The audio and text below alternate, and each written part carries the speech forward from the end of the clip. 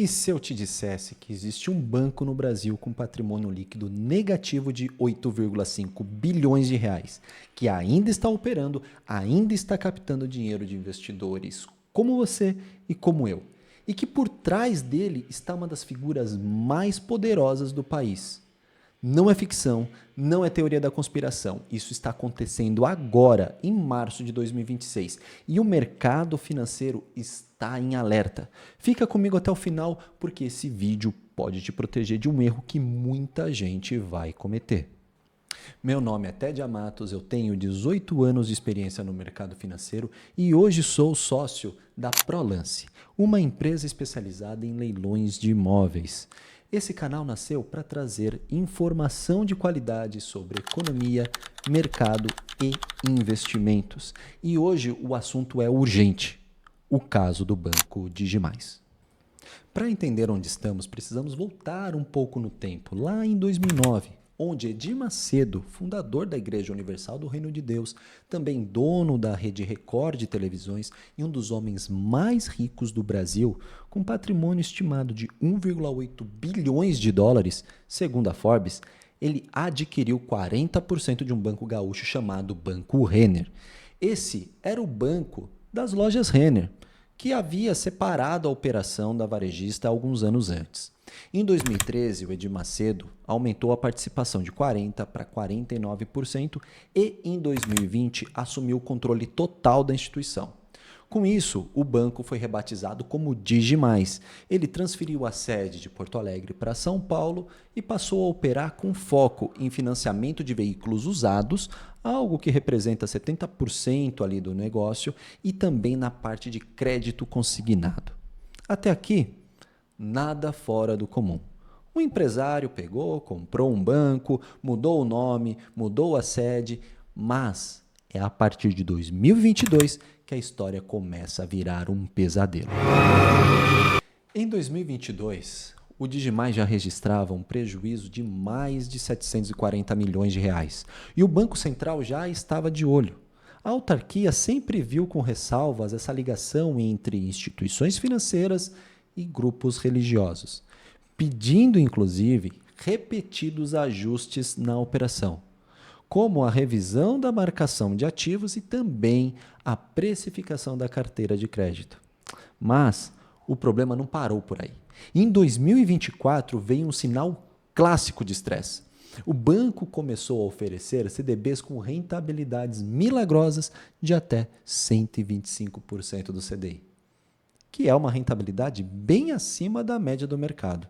E quando um banco pequeno ou médio oferece taxas assim, é porque ele precisa urgentemente de dinheiro novo para corrigir problemas internos. É um sinal vermelho para qualquer investidor experiente. O banco ali ele acaba operando, inflando artificialmente o patrimônio de seus fundos para melhorar o balanço e assim emitir mais CDBs, sempre utilizando a garantia do FGC de 250 mil por CPF como principal argumento de venda. E tem mais.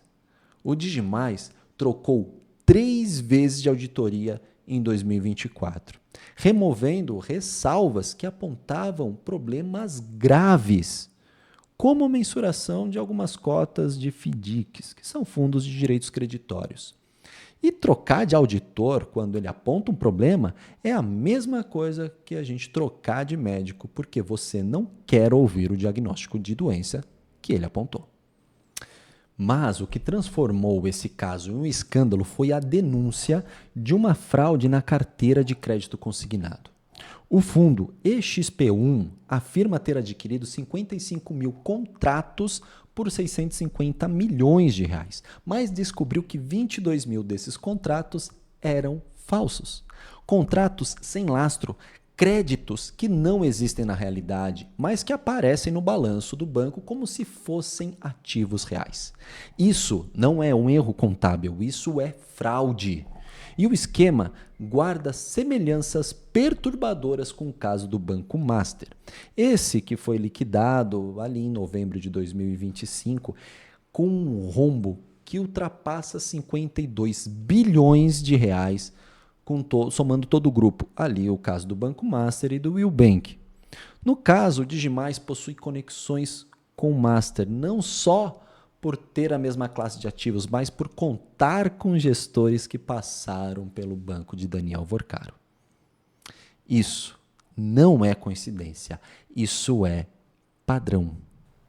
Hoje, o Digimais acumula um patrimônio líquido negativo estimado ali em 8,5 bilhões de reais. Somente no terceiro trimestre de 2025, teve um prejuízo líquido superior a 252 milhões de reais. E ainda o Banco Central chegou a exigir que o Edir Macedo reforçasse o caixa com mais 250 milhões. E ele acabou injetando esse dinheiro, mas, ao mesmo tempo, através do Grupo Record, ele retirou mais de 2 bilhões que estavam investidos no banco, agravando ainda mais esse rombo. E o impacto não fica só no banco. Caso o Digimais quebre, o impacto para o FGC pode chegar a 8 bilhões de reais, que vai cobrir os depósitos e aplicações em CDBs dos clientes. Lembrando que o FGC já foi severamente onerado pelo caso do Banco Master e também do Banco Pleno. A gente está falando de uma pressão gigantesca sobre o sistema de proteção do investidor brasileiro. E esses CDBs estão sendo distribuídos por plataformas conhecidas, como o BTG e a XP. Ou seja, o investidor pessoa física, sem saber, pode estar exposto a esse risco agora mesmo.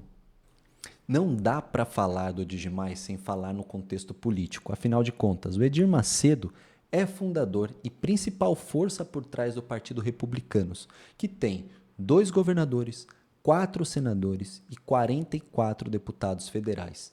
É uma bancada expressiva, parte do chamado Centrão.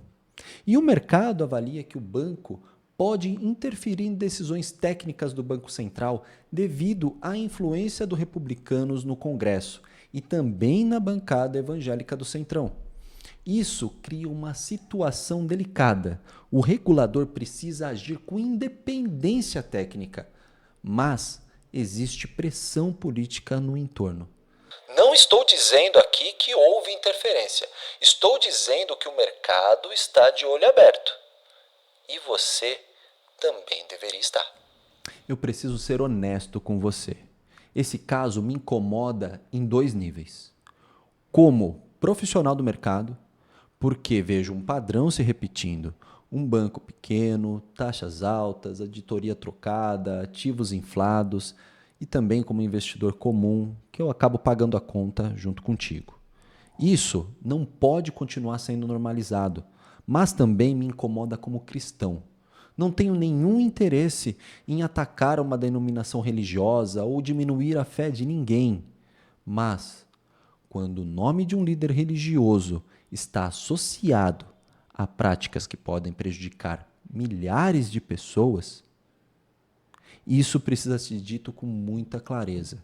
A fé não pode ser usada como escudo para proteger uma má gestão.